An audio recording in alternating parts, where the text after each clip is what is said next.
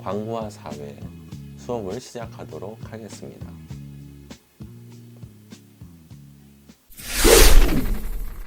자, 아이디어의 발상법이 있습니다. 아이디어의 발상법. 아이디어 발상법에는 세 가지 방법이 있어요. 첫 번째 브레인스토밍 방법, 또 체크리스트법, 그 다음에 아이디어를 주변에서 얻는 이런 방법들이 있어요. 가장 대표적으로 많이 하는 게 브레인스토밍 방법이죠. 그래서 don't touch 또는 반론 제기하지 마. 나오는 이야기 아이디어 모두 다 오케이 다 좋아 하는 접근 방법이죠. 그래서 실행 가능성이 없다 하더라도 엉뚱한 생각이라고 하더라도 다 아이디어들을 쏟아내는 이런 방법들이 바로 브레인스토밍 방법이다라고 이야기를 하는 것입니다. 자, 두 번째는 체크리스트법이라고 해가지고요.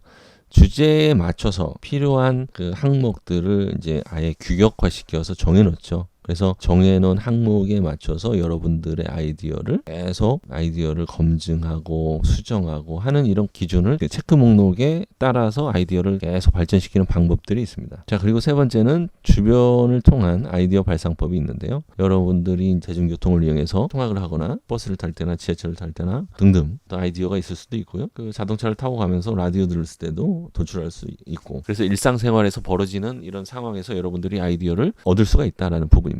뭐 책을 읽거나 영화를 보거나 보고 나왔을 때, 보기 전에 포스터를 봤을 때 뭐 이런 것들이 전부 다 아이디어를 얻을 수 있는 원천이라는 거죠.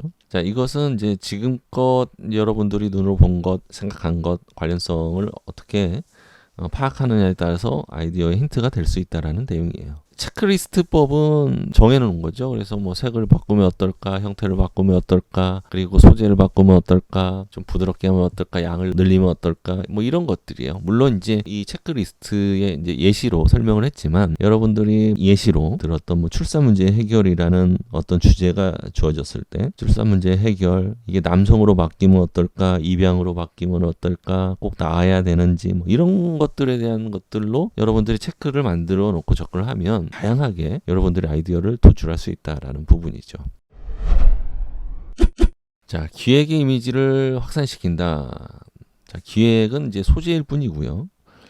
아이디어만으로 기획을 쓰지 못한다라는 부분이죠. 그래서 기획의 이제 원천이 되는 여러분들의 생각들을 가지고 있었다면 다음에는 이와 관련된 영상을 통해서 여러분들의 아이디어를 확장을 시키겠죠.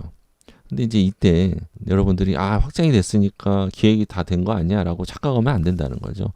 그러니까 연상 작업은 이것을 하나의 이제 응용하는 과정의 일부 소재로 사용하는 것 뿐이다 라고 하는 거죠. 여기까지 기획서가 나올 수는 없잖아요. 그 말이에요.